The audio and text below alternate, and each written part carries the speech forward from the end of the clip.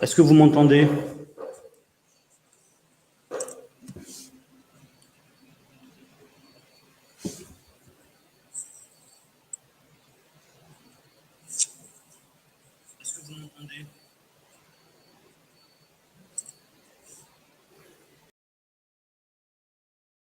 Ok, impeccable. Bon, on va commencer. Alors, donc, on va commencer par donc des généralités en anatomie. Ce qu'il y a d'important à comprendre, c'est que les programmes peuvent différer en fonction des villes. Ce qu'il y a, donc, dans certaines villes, il va y avoir des spécificités particulières en fonction des enseignants, en fonction de si vous êtes en passe ou en LAS. Donc, moi, j'ai essayé de vous faire un exposé où j'aborde les généralités. C'est-à-dire que les eaux, ils ne vont pas se déplacer que vous soyez à Paris ou à Toulouse. Donc, on va être assez généraliste, mais tout en voyant des notions qui sont fondamentales. Alors, qu'est-ce que l'anatomie? Alors, l'anatomie générale, donc c'est la science qui va étudier le corps humain, vivant. Donc, faites attention, vous allez pouvoir avoir dans certains QCM, dans des cadavres, etc. Non, c'est le corps humain qui est vivant. L'étymologie, ça vient de anatomé, du grec, qui signifie couper en tranches. Donc, on va parler d'anatomie lorsqu'on est à l'échelle macroscopique, c'est-à-dire à l'échelle visuelle, visualisable. Lorsqu'on va être à l'échelle tissulaire, on va parler d'histologie. Donc, ça va être les études des structures. Donc, on va parler d'anatomie descriptive et d'anatomie topographique lorsqu'on va vouloir situer les organes en fonction de leur localisation. Également, on a l'anatomie fonctionnelle qui va correspondre à l'étude de la fonction, du mouvement de l'organe. Donc ça, c'est vraiment la base essentielle de la médecine qui va être légiférée sous la forme d'une nomenclature afin que l'ensemble des professionnels puissent communiquer dans le même langage. Donc, il faut savoir que avant, il y avait une nomenclature traditionnelle issue de l'histoire de l'anatomie française, mais on ne peut pas communiquer à l'international si on n'a pas le même langage. Donc, il a été développé une nomenclature dite internationale afin d'harmoniser la terminologie pour permettre une meilleure compréhension donc, entre les différents professionnels de santé. Donc, la première, elle a eu lieu en 1895, c'est la Nomina Anatomica.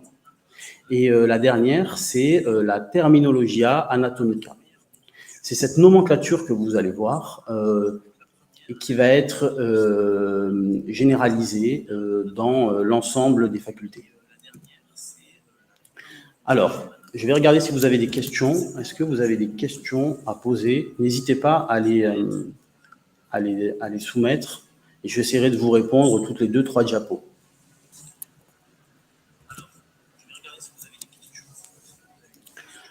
Alors, donc l'orientation. Donc là, il faut bien comprendre qu'en anatomie, il y a une position de base. C'est la position anatomique de référence. Pour qu'on puisse communiquer, il faut qu'on visualise le corps humain dans une position qui soit référencée, légiférée. Si vous imaginez, vous, le patient en décubitus, c'est-à-dire allongé, alors que votre confrère le visualise debout, vous n'allez pas parler de la même chose. Donc là, une position anatomique de référence, c'est le patient debout, qui regarde à l'horizontale et qui a les paumes de la main vers l'avant. Comme vous pouvez le voir ici, les paumes de la main est vers l'avant avec le pouce orienté donc vers la partie externe, extérieure. On parle de latéral et l'auriculaire qui va être orienté vers la partie interne. Une fois qu'on a défini cette position, il va y avoir des axes qui sont fondamentaux à connaître. Le plus important, c'est l'axe vertical du corps. C'est l'axe qui va passer par le sommet du crâne, que l'on appelle le vertex, et qui va couper le corps en 2 parties, à gauche et à droite. Ce plan-là, qui va découper également, c'est le plan sagittal médian. Il est médian parce qu'il passe par l'axe vertical du corps, et il va découper également en 2 parties, gauche et droite. Ce plan sagittal médian, il permet de définir les éléments qui sont à la médiale, c'est-à-dire qui se rapprochent de ce plan, contre les éléments qui s'en éloignent, c'est-à-dire qui sont à droite en l'occurrence. Alors là, par exemple, prenons le cas du pouce. Le pouce est situé latéralement par rapport à l'auriculaire. Voilà. Lorsqu'on va utiliser les adjectifs latéraux ou médial, on va toujours comparer deux structures. Donc, vous n'aurez jamais l'auriculaire et médial. On ne peut pas savoir. Il faut le comparer à une autre structure. Donc, non, l'auriculaire est médial par rapport au pouce. C'est-à-dire qu'il se rapproche du plan sagittal médian. Ensuite, on va avoir un autre plan, c'est le plan frontal. Ce plan, en fait, il est parallèle au front et il va découper le corps en une partie qui va être en avant, on dit ventrale, et une partie qui va être en arrière, donc qui va orienter le dos, on dit dorsale. Ensuite, on a un autre plan, le dernier, c'est le plan horizontal, qui va découper le corps en deux parties, haute et basse. Donc, on va parler pour la partie la plus haute de crânial, on se rapproche du crâne, on est crânial, et la partie inférieure qui est en bas, on va parler de caudal. C'est fondamental de connaître ces notions qui sont vraiment la base en médecine pour pouvoir communiquer, pour savoir de quoi vous parlez, pour pouvoir situer les éléments. Alors, je vais regarder si vous avez des questions. Donc, si on a des anciens ouvrages de médecine, ils ne sont plus vraiment valables vu que la nomenclature a changé. Alors, ça fait longtemps qu'elle a changé la nomenclature, donc globalement, normalement, ils seront valables. Voilà. Il y a quelques termes qui ont changé, notamment le péroné. On n'utilise plus le mot péroné, on utilise fibula. Voilà. Ok, très bien. Je continue. Alors, il faut savoir aussi que ces plans, donc, ils ont des synonymes. Par exemple, le plan horizontal, on peut l'appeler aussi le plan axial ou transversal. Et le plan frontal, on peut l'appeler le plan coronal. Une notion aussi importante, qui est plus de l'ordre de la mathématique, c'est qu'un plan qui est en 2D va être défini par un axe qui est une droite perpendiculaire à ce plan. Donc, faites attention. Dans les QCM, on va vous dire, par exemple, l'axe sagittal ou l'axe frontal. On ne parle pas du plan, on parle bien de l'axe, donc de la perpendiculaire au plan. Alors, il y a des notions importantes également à connaître. Donc, on avait vu que ce qui est situé en avant, on parle de ventral ou antérieur. Ce qui est situé plus en arrière, en dorsal, on parle de donc c'est postérieur.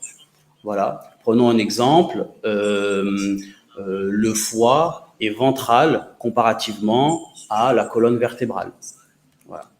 Ensuite, la partie interne, donc qui se rapproche de l'axe du corps, de l'axe médian, on parle de médial et externe latéral. Supérieur, donc on a dit crânial et inférieur caudal. Ensuite, il y a une autre notion, c'est la notion de proximal et distal. Plus on va s'éloigner du tronc, le tronc, ça va correspondre à la cage thoracique. Plus on va s'éloigner du tronc, plus on va être distal. Par exemple, la main est située distalement par rapport à l'humérus. Donc l'humérus est plus proximal que la main. Voilà. On va retrouver aussi un autre adjectif, ça va être superficiel et profond. Donc plus on va aller vers la profondeur, donc plus on est profond, et plus on se rapproche de la peau, des téguments, plus on est superficiel. Voilà. Et ensuite, quelque chose qui revient très fréquemment dans les QCM, c'est homolatéral versus contralatéral. Donc homolatéral, ça a un synonyme, c'est ipsilatéral. Donc voilà, faites attention. Ensuite, il y a d'autres préfixes qui sont quand même assez intuitifs. C'est supra, ça veut dire au-dessus, et infra ou sub, ça veut dire en dessous. Par exemple, subclavier ou supra-épineux. Voilà, ce sont des éléments que vous retrouverez souvent. Je vais regarder si vous avez des questions. Alors, D'accord, merci. J'ai pas trop compris la différence entre plan et axe. Alors, un plan, donc c'est en 2D. C'est défini par, c'est en 2D en fait un plan. Un axe, c'est la perpendiculaire à ce plan.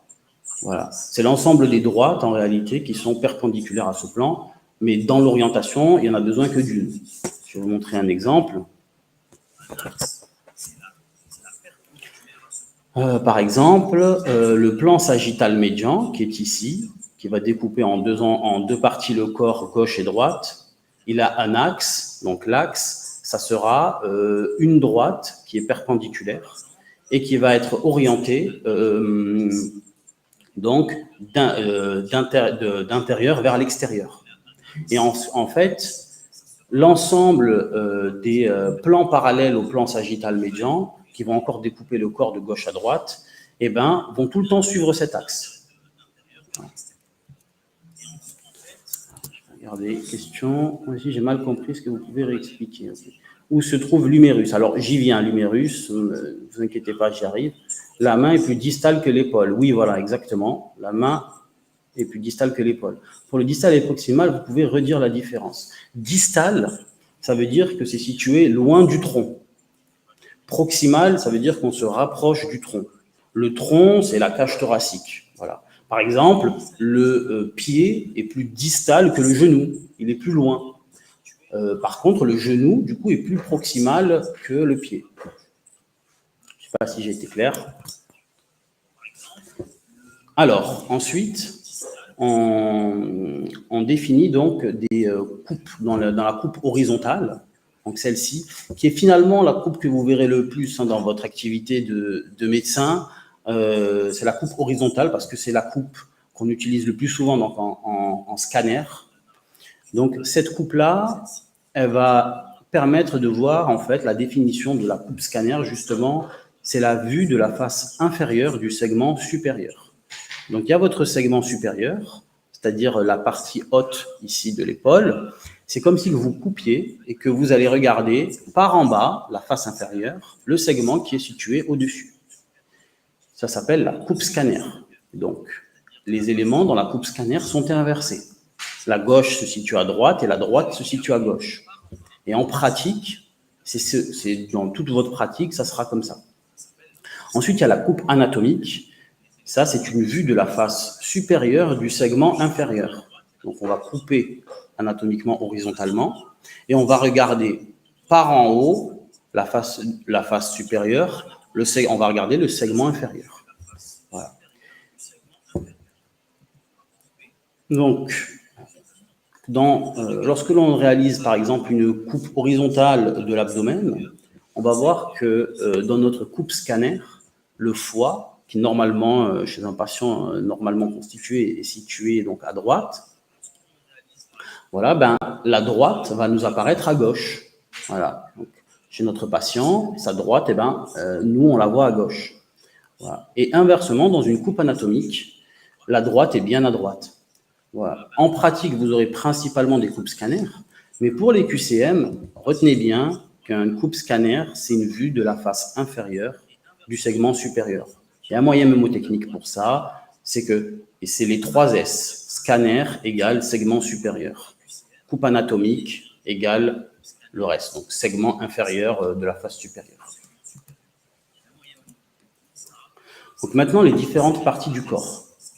Donc, on va parler de membre supérieur qui va correspondre au membre thoracique, voilà, avec le thorax, les bras, et le membre inférieur qui va correspondre au membre pelvien, voilà, avec la ceinture pelvienne, le fémur, les jambes et les pieds. Il faut bien comprendre que le tronc, il va être divisé en 3 parties. Le tronc, donc la partie centrale. On a la partie thoracique, on a la partie abdominale avec l'abdomen, et on a entre les deux une limite anatomique qui correspond à un muscle qui s'appelle le diaphragme, qui a un rôle fondamental dans la respiration. Ensuite, dans le tronc, on a le pelvis. Voilà, mais le pelvis, il n'y a pas de limite anatomique franche entre l'abdomen et le pelvis. Ça, c'est également des éléments qui reviennent fréquemment dans les QCM. Donc maintenant, ostéologie. Alors, Tu es pressé de savoir où se situe l'humérus.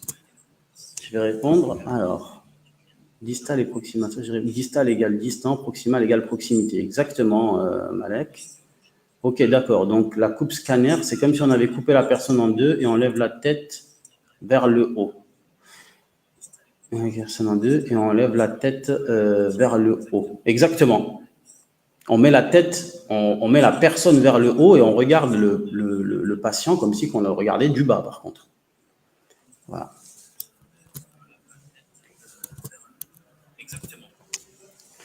Donc, le squelette axial. Donc, le squelette, il est composé de plusieurs parties. Donc, un squelette axial qui va être constitué de la partie centrale, donc axiale, hein, la colonne vertébrale, le crâne, la face et la cage thoracique. Donc, on a dans la colonne vertébrale, il faut le savoir, donc des vertèbres qui sont dites mobiles, 24 vertèbres mobiles. On a le crâne, on a la face et on a la cage thoracique qui est composée de 12 paires de côtes. Donc 12 paires de côtes égale 24 côtes. Voilà. Ensuite, on a le squelette appendiculaire qui vient s'accoler, se greffer à ce squelette axial. Donc on va retrouver à ce niveau-là le membre thoracique, voilà, avec les bras, les avant-bras, les mains, et le membre pelvien avec la jambe, le fémur et les pieds. Ensuite, on a ce qu'on appelle le squelette zonal, ce sont les ceintures, avec la ceinture scapulaire, qui est composée de la scapula, donc nouvelle nomenclature, avant c'était l'omoplate, maintenant on parlera toujours de scapula, et de la clavicule. Ensuite, on a la ceinture pelvienne, qui est composée de l'os iliaque, du sacrum et du coccyx. Voilà. Il faut savoir qu'on a environ 200 pièces osseuses squelettiques, c'est variable, hein, parce qu'on a des inconstances, notamment des sésamoïdes. Mais voilà, ça, ne vous embêtez pas pour l'instant avec ça. Donc, la colonne vertébrale. La colonne vertébrale, elle est constituée d'une partie mobile et d'une partie fixe. La partie mobile, elle est composée de 24 vertèbres. Donc, 7 vertèbres cervicales. On parle de C1, C2, C3, C4, C5, jusqu'à C7. 12 vertèbres thoraciques, T1, T2, T3 jusqu'à T12. 5 vertèbres lombaires, L1 jusqu'à L5. Et ensuite, on arrive à la colonne vertébrale dite fixe, qui est composée de 2 os principaux, qui sont le sacrum et le coccyx. Ici, les vertèbres, elles sont soudées. Donc, vous avez 5 vertèbres sacrées qui sont fusionnées, et 3 à 5 vertèbres, c'est variable, coccygiennes, qui vont être fusionnées également. Ensuite, la cage thoracique. De quoi est composée la cage thoracique? Elle est composée du manubrium sternal, du sternum et de l'appendice xiphoïde. Donc ça, c'est la partie antérieure. Voilà. Le manubrium sternal, il va avoir un rôle également dans la protection, afin de résister au choc. Voilà. Le sternum, bien entendu, il est situé caudalement par rapport au manubrium. Ensuite, on a l'appendice xiphoïde. Et là, on va voir les côtes, ensuite, donc 12 paires de côtes qui sont symétriques. Le fait qu'elles soient asternales ou flottantes, franchement, ce n'est pas des notions qui tombent. Ensuite, on a la ceinture scapulaire. Alors, la ceinture scapulaire, vous avez la clavicule et la scapula. Donc, l'ancienne nomenclature, c'était l'omoplate. Voilà. Également, vous avez l'acromion, qui est une partie de la scapula. Et la cavité glénoïde, c'est l'articulation entre la scapula et l'humérus. L'humérus, donc, que vous voyez ici, c'est le bras. Voilà. C'est l'os du bras. Voilà, on va le voir de suite. Donc, votre membre thoracique, il est composé de proximal à distal de l'humérus, ensuite du radius, qui est situé en latéral par rapport à l'ulna. Donc, l'ulna, l'ancienne nomenclature, c'était le cubitus. Aujourd'hui, on parle d'ulna. Ensuite, un peu plus en distalité, on va avoir tout d'abord le carpe, qui est composé de plusieurs os. Ensuite, le métacarpe. Et ensuite, les phalanges. La main, maintenant. La main, donc il faut savoir que la main est composée de trois rangées d'os. On va retrouver les os carpiens. Donc, Là, je ne vais pas rentrer dans les détails, même si c'est fondamental à connaître. Hein. Vous l'aurez forcément, si l'an prochain vous êtes en passe ou en LAS, vous allez connaître l'ensemble des os du carpe. Ensuite, vous avez les os métacarpiens. Voilà, vous en avez 5, bien entendu. Et ensuite, vous avez les os des phalanges. Voilà, et donc vous avez la phalange proximale, la phalange intermédiaire et la phalange distale. Voilà. Comme vous pouvez le remarquer, il y a 3 phalanges par rayon. Rayon numéro 5, c'est le 5e droit, 4, 3, 2. À l'exception du premier rayon, où là, vous n'avez que 2 phalanges. Voilà. Également, une notion importante à savoir, c'est que l'axe de la main, parce que la main a un axe, c'est très important pour les chirurgiens orthopédiques notamment, il passe par le 3e doigt. Donc, ici, à ce niveau. On va regarder maintenant si vous avez des questions.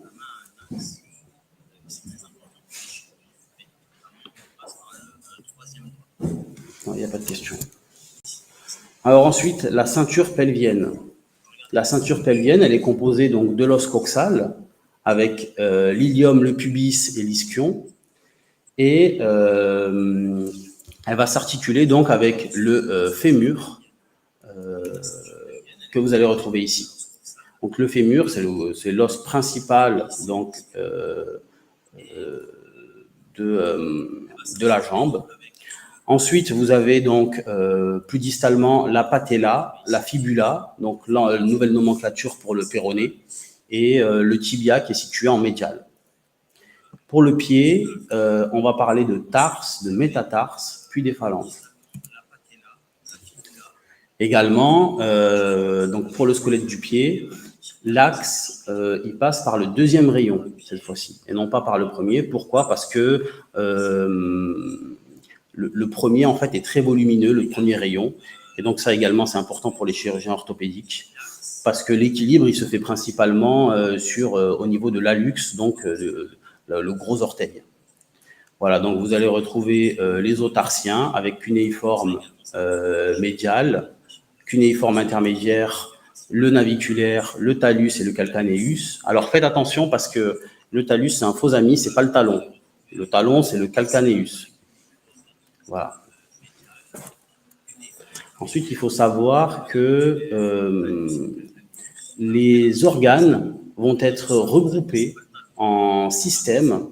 Ces systèmes ont la même fonction, le même rôle, et l'ensemble des systèmes est regroupé en appareils. Donc, par exemple, on va avoir l'appareil locomoteur qui va servir à se mouvoir, à se déplacer, à interagir. L'appareil circulatoire pour la circulation du sang, avec le cœur, les vaisseaux sanguins, etc. On va avoir un système nerveux qui va permettre d'envoyer un influx, de repérer avec l'ensemble des stimuli sensoriels. Voilà. Donc, l'anatomie qu'on vient de voir, donc c'est l'anatomie modale de base qui est générale chez l'ensemble des patients. Il ne faut surtout pas oublier que vous avez aussi de l'anatomie, des variations anatomiques avec des individus qui vont présenter par exemple des corticales supérieures ou des os en plus ou en moins, ou des vaisseaux en plus et en moins. Donc, il y a toujours des variations en médecine, même si globalement elles restent rares, hein, mais elles existent. Donc, on va aborder un petit peu maintenant des QCM. Alors, je vais regarder si vous avez des questions.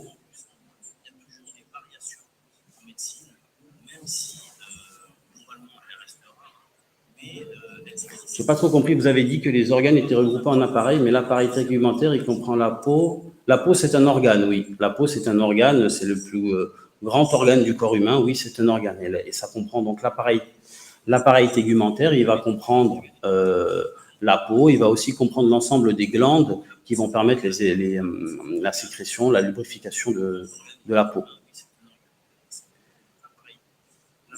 Je pense qu'il n'y a pas d'autres questions. Alors maintenant, on va passer au QCM un petit peu. Donc, alors, ce qu'on va faire, c'est que je vais vous laisser lire les QCM. Ça sera vos premiers QCM.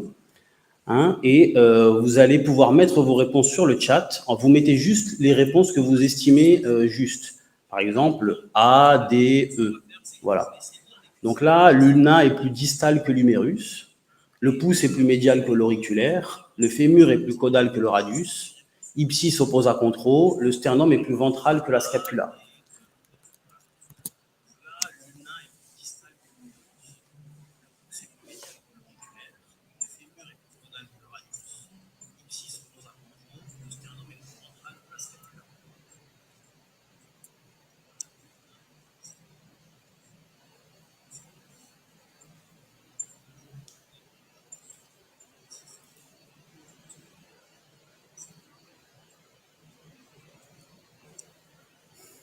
Alors, je vous laisse répondre.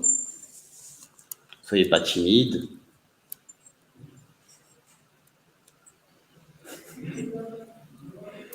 Allez, super. Bon, la réponse était ACDE.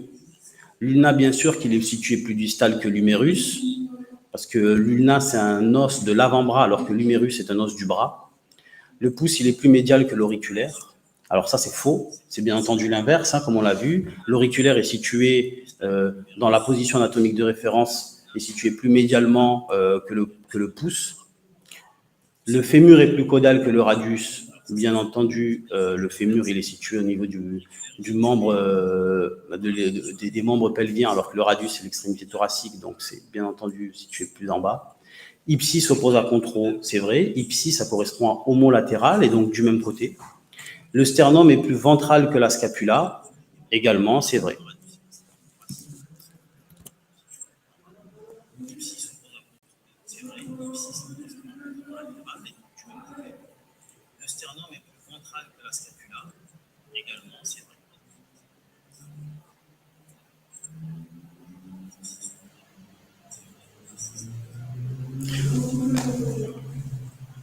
Alors, Elisa, il faut toujours raisonner quand on va poser ces questions comme si que le patient était en position anatomique de référence.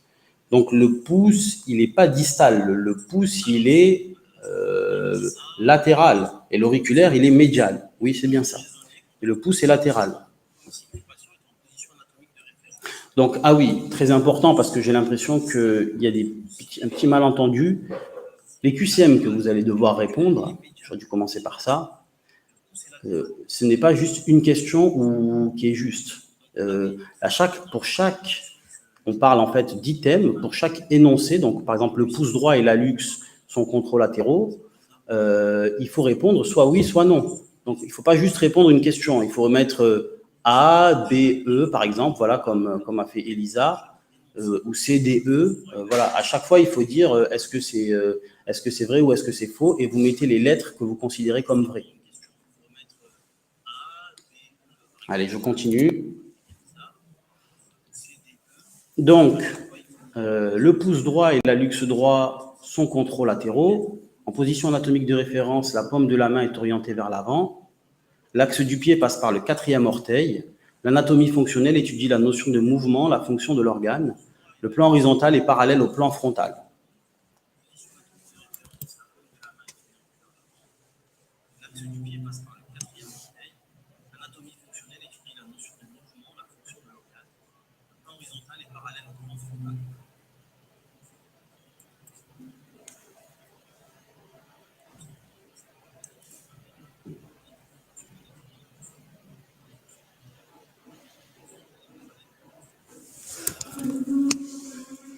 Alors, les bonnes réponses étaient BD, en effet. Le pouce droit et l'hallux droit sont contralatéraux, donc bien entendu, c'est faux, vu qu'ils sont tous les deux à droite. Hein. En position anatomique de référence, la paume de la main est bien orientée vers l'avant. L'axe du pied, il passe par le 2e orteil, on l'a vu. L'anatomie fonctionnelle étudie la notion de mouvement et la fonction de l'organe, c'est vrai. Le plan horizontal est parallèle au plan frontal, ça c'est faux. L'ensemble des plans, des 3 plans que l'on a vus, ils sont tous perpendiculaires. Donc, il ne faut pas réfléchir.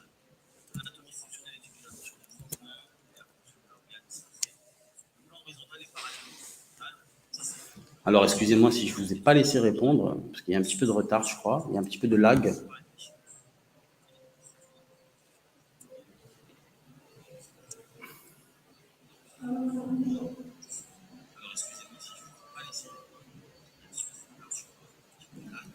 Allez, on va faire le QCM suivant. Donc, la coupe scanner consiste à regarder la face inférieure du segment supérieur. L'anatomie topographique étudie les rapports entre les organes. il existe un seul plan paramédian. En position anatomique de référence, la face postérieure de la main et la face palmaire. Un appareil regroupe des systèmes avec une même fonction.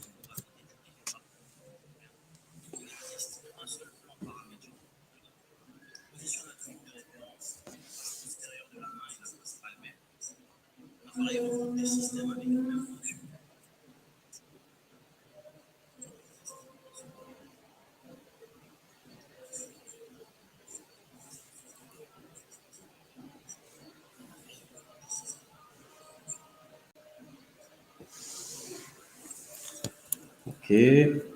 ADE, ADE, ADE. Donc la bonne réponse, c'était ABE. Voilà, donc la coupe scanner, donc on a dit moyen mémotechnique, les 3 S. Scanner, segment supérieur. Les 3 S se suivent. Voilà. L'anatomie topographique étudie les rapports entre les organes. Exactement, topographique, donc on va situer chaque organe entre eux. Où est située la vésicule biliaire par rapport au foie, où est situé l'os par rapport à un autre. Il existe un seul plan paramédian. Alors ça, c'est faux.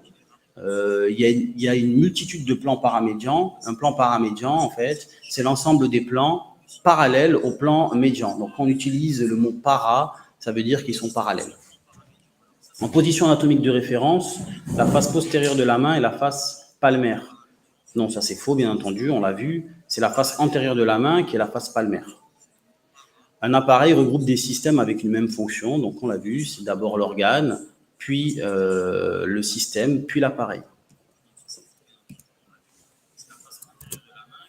Est-ce que vous avez des questions?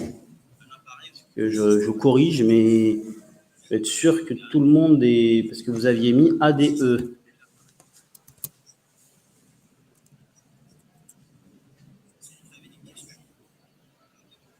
Non, la face postérieure de la main, la face palmaire est en avant. Voilà. La face postérieure de la main est située en arrière. On a la paume de la main vers l'avant.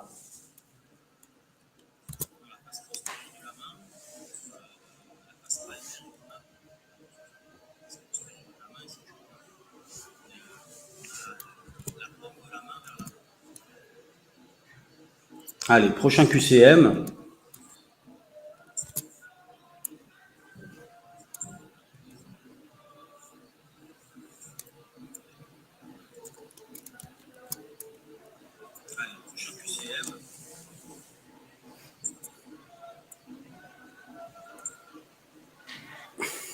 Ah bah c'est super, Malek. Je suis content que ça t'aide.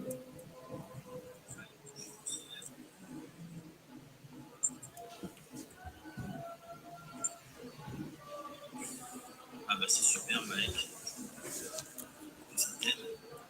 Super. Est-ce que vous pouvez répondre au QCM?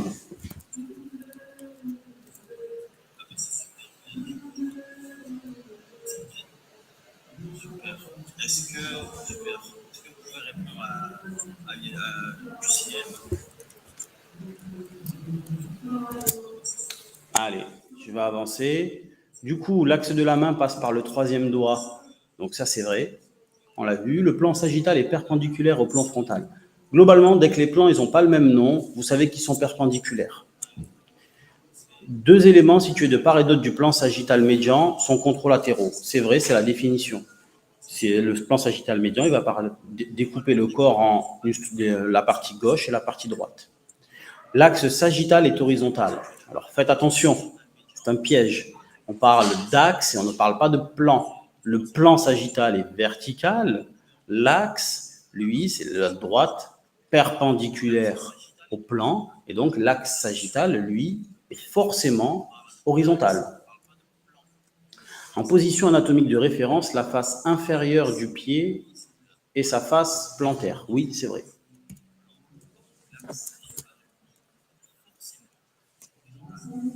Alors, Sophia, contralatéraux. Contralatéraux, ça veut dire que dans ton plan sagittal médian qui sépare le corps en 2 parties, gauche et droite, d'accord, 2 éléments ne sont pas du même côté. S'il y en a des éléments qui sont à gauche, alors que d'autres éléments qui sont à droite. Prenons un exemple.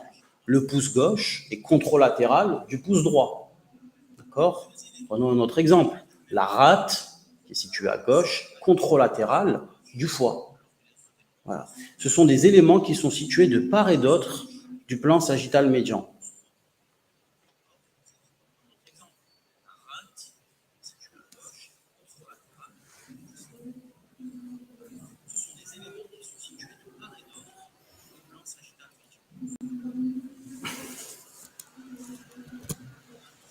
Alors, sur une coupe scanner, le foie est à droite.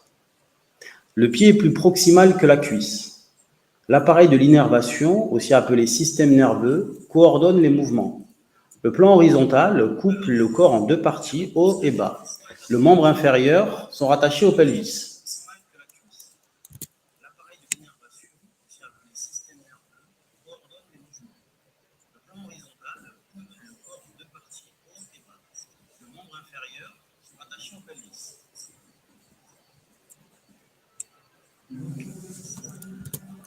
Les bonnes réponses étaient CDE. Donc sur la coupe scanner, comme je vous ai dit, c'est inversé. Donc sur une coupe scanner, normalement chez un individu, le foie, classique chez vous et moi, le foie il est à droite. Mais dans une coupe scanner, vu que c'est inversé, il sera à gauche. Voilà. Le pied est plus proximal que la cuisse. Bien entendu, c'est faux, hein, le pied est complètement distal. L'appareil de l'innervation, aussi appelé système nerveux, coordonne les mouvements, bien sûr. Voilà, c'est l'appareil de l'innervation qui va s'occuper de coordonner les mouvements, notamment via le cervelet. Le plan horizontal coupe le corps en deux parties, haut et bas. Exactement, c'est la définition, en cranial et caudal. Les membres inférieurs sont rattachés au pelvis. Exactement. C'est la définition.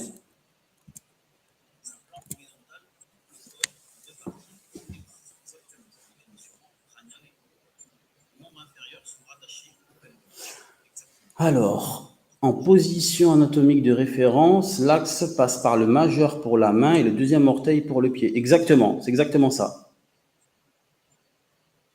Super. Alors, bon, je pense que là, c'est bien, vous avez bien suivi le cours.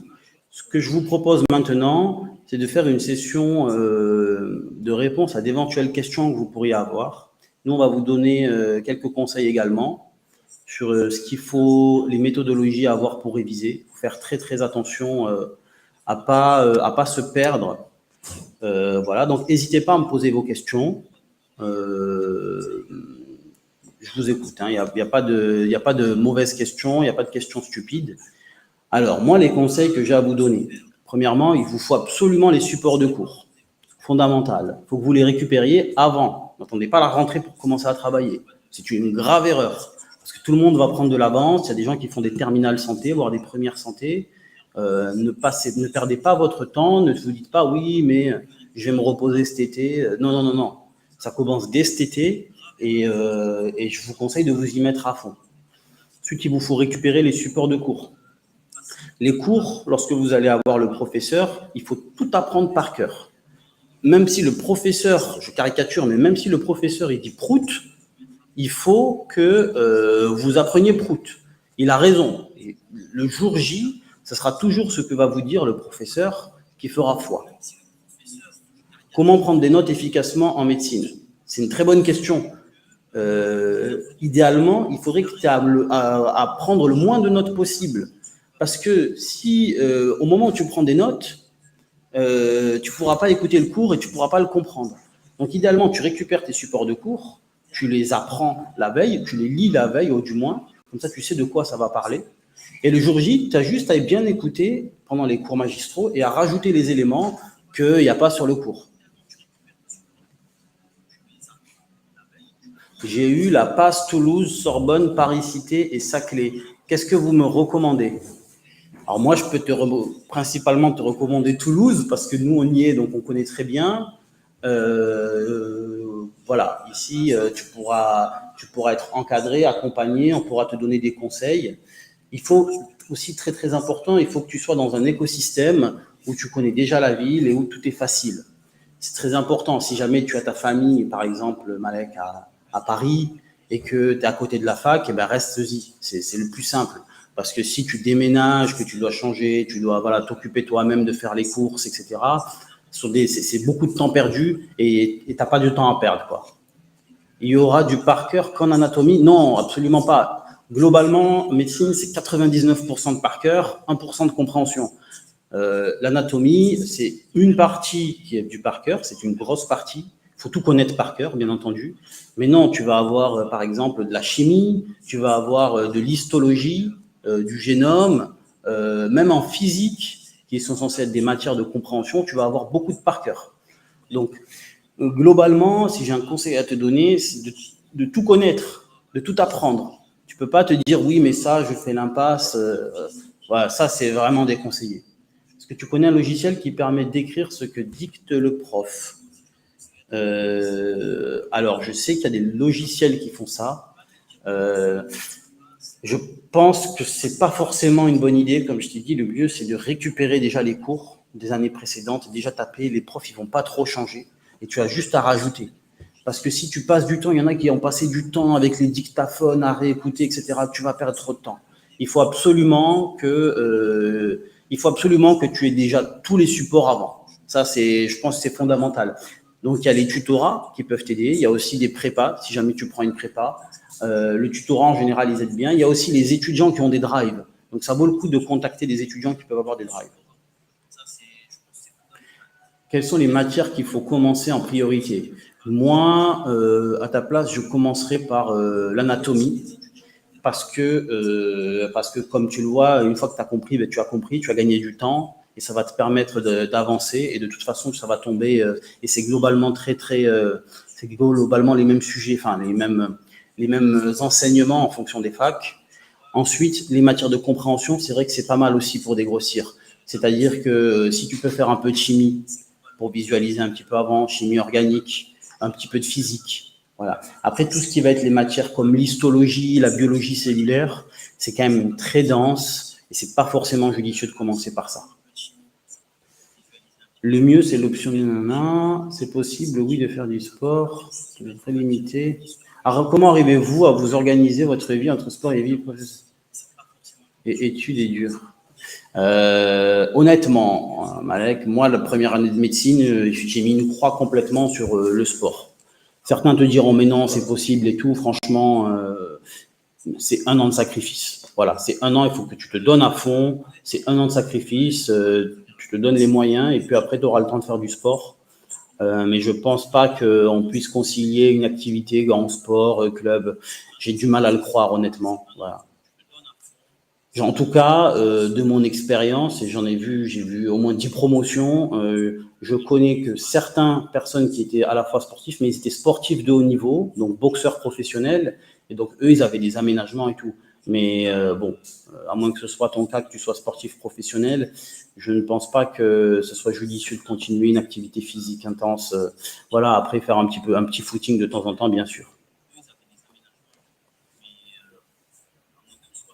Alors, est-ce que la méthode DJ est applicable? Non, la méthode DJ, c'est très bien. C'est une très bonne méthode. Il y a beaucoup de cours, c'est vrai, il y a beaucoup de cours, mais la méthode DJ est fondamentale, notamment pour les matières de par cœur, où il ne faut surtout pas que tu laisses partir trop les informations trop loin, parce que, par exemple, imaginons, tu révises un mercredi un cours de biocell, si tu le revois 3 semaines après, ça va te prendre la même durée, ça va te prendre 2 heures, tu auras tout oublié. Donc, bien sûr que la méthode DJ, elle est fondamentale. Moi, ce que je préconise, c'est de revoir les week-ends même. Voilà. Il faut revoir les week-ends et il faut aussi faire l'école. Alors, l'école, c'est quoi? C'est les examens blancs, en fait, chaque semaine, de façon hebdomadaire. Il y a des cols, ça, il faut les faire parce que ça, de un, ça motive, ça permet de se situer. Mais souvent, les cols, ils sont en retard sur le planning et donc, ça oblige à revoir des éléments que tu avais déjà appris. Les supports de cours, ils sont donnés avant? Non. Non, pas partout. Alors, il y a des facs comme à Grenoble où ils vont te donner, je ne sais pas dans quelle fac tu postules à KHM, mais il y a des facs où ils vont te donner le support de cours. Mais globalement, dans la majorité des cas, tu n'auras pas le support de cours. C'est pour ça qu'il faut vraiment te rapprocher soit du tutorat, soit des structures privées pour essayer de récupérer ces supports de cours parce que c'est fondamental. Est-ce que tu as des tips pour améliorer notre mémoire ou pour trouver notre méthode de travail? Alors, pour améliorer la…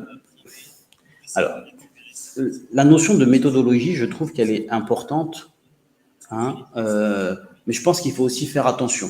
C'est-à-dire qu'il ne faut pas passer trop de temps sur la méthode. Il faut avoir une méthode réfléchie, bien entendu. Méthode Digi, c'est intéressant. Méthode d'ancrage où on refait des QCM et où on annote nos erreurs dans le cours, c'est fondamental. Il ne faut pas laisser trop de temps à un cours qu'on a appris, mais il ne faut pas passer trop de temps sur la méthode non plus. Parce qu'après, tu vas arriver le jour du concours, tu vas être un expert de la méthode Digi et on va te demander quelle est la tubérosité, où est située la tubérosité sciatique et tu ne vas pas savoir. Donc la méthode est importante, voilà, mais avant la méthode, il y a quand même la quantité de travail. Voilà, et je tiens à le souligner parce qu'on entend beaucoup parler de la méthode, il faut parler d'abord de la quantité de travail. Il faut bosser 8 heures par jour en plus des cours. Voilà, parce que les concurrents, parce que les collègues médecins qui postulent, et ce sont des concurrents à l'heure actuelle, ils vont bosser 8 heures par jour. Donc, le premier tips pour améliorer sa mémoire et sa méthode de travail, c'est la quantité de travail. Anki, c'est très bien. Ça te permet de faire revenir les flashcards que tu vas mettre, etc. C'est super. Il ne faut pas y passer trop de temps non plus à les créer, parce qu'en fait, tu dois créer tes flashcards. Et donc, c'est bien, ça va les faire revenir et tout. Mais il ne faut pas que tu y passes trop de temps non plus à les créer. Voilà. L'école ne se font qu'avec le tutorat ou bien la fac en propose. Alors, en général, la fac, elle ne propose pas de colle. En général, la fac, elle propose un concours blanc. Voilà. Et les cols, elles se font avec le tutorat, elles se font aussi avec des prépas. Moi, j'avais eu mon concours en 2 ans, quand c'était en 2 ans. La première année, donc, j'avais pas de prépa. Et la deuxième année, j'ai pris que l'école à la prépa, parce que ça oblige à avoir une rigueur et à se tenir à jour. Je trouve que c'est fondamental, hein. Par exemple, cet été, je peux prendre de l'avance et en préparer pour les réviser plus tard. Oui, bien sûr. Bien sûr, et dans tous les cas, tout ce qui va t'inciter à travailler, ce sera un avantage concurrentiel sur les autres. Voilà. Est-ce que vous avez d'autres questions? Voilà. En tout cas, alors moi, ce que je peux vous dire, c'est qu'on on refera encore un cours comme celui-ci sur de l'anatomie générale, ou peut-être, en fonction de ce que vous suggérerez, sur une autre matière. Est-ce que le programme est dense? Le programme est extrêmement dense. Le programme, il n'est pas dense, il est extrêmement dense. Tout est fait pour que vous soyez sous l'eau. Voilà, donc c'est pour ça qu'en fait, comme tu as vu, Malek, le cours, il n'est pas forcément dur quand on va t'expliquer. C'est pas forcément très compliqué, mais c'est tellement dense que finalement, c'est la quantité de travail qui joue. Et plus tu t'y prends à l'avance, si tu compares par exemple le major dans certaines villes, il commence à bosser en première ou en seconde. Voilà, il n'y a pas photo. Plus tu vas t'y mettre tôt, plus tu as de chances d'avoir des bonnes notes. Comment lutter contre la charge mentale? Alors, la charge mentale, bien entendu, il y a du stress, il y a de la pression, il faut avoir sa famille proche de soi, il faut aussi prendre du plaisir. C'est des années quand même qui sont hyper intéressantes, qui sont dures mais hyper intéressantes. Et puis, il faut se dire que c'est pas une fin en soi, qu'il y a quand même des solutions si jamais tu ne l'as pas. Voilà. La charge mentale, il faut faire attention, c'est vrai, hein, parce que il faut se donner à fond, mais il faut se dire, voilà, il y a toujours de toute façon des solutions, hein, que ce soit la LAS 2, si jamais vous ne l'avez pas, ou que ce soit à l'étranger, il y aura toujours des solutions si vraiment c'est votre rêve. C'est vrai que les gens en médecine donnent des faux cours. Alors, moi, je n'ai pas des notions comme ça. C'est vrai qu'il faut faire attention d'où proviennent les cours, hein, Hugo. Tu as raison, il faut faire attention. Ça, c'est vrai que ouais, moi j'ai jamais été confronté personnellement, mais ça ne me choquerait pas, quoi. Donc c'est vrai que faites attention sur les drives. Dans tous les cas, récupérez les cours en amont et puis après vous assistez au cours. De toute façon, avoir le cours, il est obligatoire d'assister au cours du prof. Ça, il faut vous le dire, et c'est obligatoire d'aller en amphi. Même si vous avez des prépas, même si vous avez ce que vous voulez, il faut y aller en amphi. Ça, il n'y a pas de discussion. Voilà. Donc, la prochaine fois, je pense qu'on abordera l'anatomie générale avec les organes. où sont localisés le foie, le tube digestif, etc. N'hésitez pas à nous suivre sur les réseaux sociaux. Comme ça, vous pourrez nous suggérer aussi ce que vous voulez. Hein, et puis, au moins, je vous tiendrai au courant de l'avancée. Alors, qui va à Toulouse? Je ne sais pas. Comment bien gérer son temps? Alors, bien gérer son temps, en général, en tout cas à Toulouse, c'est comme ça, mais dans beaucoup de facs, c'est comme ça, tu vas avoir cours qu'une seule demi-journée. Donc, pour t'organiser, déjà, il faut un planning. Ça, c'est hyper important. Un planning bien structuré sur la semaine. Faire plus que la semaine, c'est bien, mais c'est difficile parce que c'est difficile d'avoir une vision aussi distante. Voilà. Et donc, il te faut quand même un planning avec un objectif. Et l'important, c'est que ce planning, il faut qu'il prenne en considération le fait que tu aies revu le maximum de choses avant d'arriver au concours. Et tout revoir, c'est possible, c'est difficile. Voilà. Qui va à Toulouse? Alors, ok. Comment on sera au courant de la prochaine fois? Alors, abonnez-vous sur les réseaux sociaux et puis, donc, vous le verrez, je le posterai. Donc, que ce soit sur Start Docteur ou sur ma page Insta, Docteur Mamou. Mais moi, je ne suis pas sûr car je n'ai pas encore trouvé de logement à Toulouse. Dans tous les cas, Malek, moi, je t'invite à continuer à travailler, de toute façon, que ce soit pour Toulouse ou pas. Si tu es à Toulouse, on pourra t'aider. Si tu n'es pas à Toulouse, si tu as la moindre question, on essaiera de t'aider, il n'y a pas de problème. Voilà. Quelles sont les impasses à faire si on n'a pas le temps? Les coefficients, bien entendu, il faut que tu regardes les coefficients. Le mieux, c'est de ne pas faire d'impasse en médecine. Voilà. Il ne faut pas partir avec l'objectif je vais faire des impasses alors que l'année n'a pas commencé. Surtout pas. L'objectif, là, tu as le temps, regarde tout l'été, mets-toi tôt et dis-toi que tu ne feras pas d'impasse et que tu connaîtras tout ton programme. La pré-rentrée que tu conseilles. Alors, la pré-rentrée que je conseille, c'est la pré-rentrée du tutorat. Ils sont super. En général, ils font du bon boulot. Après, les prépas, ça varie vraiment en fonction des villes, quoi. Il faut vraiment que vous fassiez attention parce que il y a des choses qui sont bien, il y a des choses qui sont moins bien. Moi, j'avais fait les pré-rentrées du tutorat, je trouve que c'est bien. Mais dans tous les cas, il faut rentrer en contact le plus possible avec des gens qui sont dans cet écosystème pour récupérer les cours, même avant la pré-rentrée, pour commencer à réviser. Alors oui, on va mettre en place un Discord qu'on mettra sur la plateforme. Donc, on le transmettra sur les réseaux sociaux. Comme ça, vous pourrez y adhérer et vous pourrez échanger entre vous, voilà, en fonction des villes où vous êtes, pour récupérer tel cours, vous échangez les drives, etc.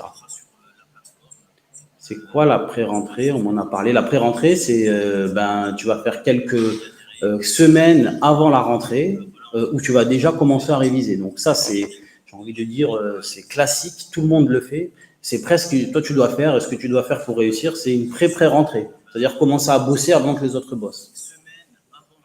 Quels sont les avantages d'une passe comparée à une LAS? Alors ça, c'est une bonne question. La passe, globalement, ça va être très très dur. Les gens, ils vont venir donc pour réussir le concours. La LAS, il faut avoir 10 donc dans ta mineure santé. Et ensuite, par contre, dans ta LAS, tu vas avoir la majeure qui va être une autre spécialité que la médecine. Voilà. Les avantages d'une passe par rapport à une LAS, si tu as encore le choix, il faut bien réfléchir, bien se rapprocher des étudiants qui viennent de passer, savoir où il y a le plus de place et voir où les possibilités sont le mieux. La passe, si tu es très fort, la passe, c'est bien parce que c'est tout droit. Tu sais très bien que voilà, tu vas, si tu finis bien classé, au pire des cas, même si tu n'as que 10, tu seras en LAS 2. Voilà. Quels sont les Il y aura une sorte de study buddy et une BU virtuelle sur le Discord. Exactement. Voilà. Très bien. Est-ce que vous avez d'autres questions? Voilà, donc je vous invite à vous abonner à la chaîne. Je mettrai des QCM et puis je vous mettrai aussi la date du prochain cours qui sera gratuit également, bien entendu. Et puis, voilà. Il n'y a pas de cours magistraux dans ta fac. C'est Grenoble, c'est que des vidéos. Ah oui. Alors, est-ce que... d'accord. Souvent, quand c'est comme ça, ce qui se passe, c'est qu'on te donne les CD et tu as le cours. Il faut absolument que tu récupères d'autres cours. N'hésite pas à m'écrire, on les a peut-être d'ailleurs, de ta ville. N'hésite pas à me dire dans quelle ville tu es, comme ça, écris-moi et puis je te répondrai. Je te répondrai et je te récupérerai les cours.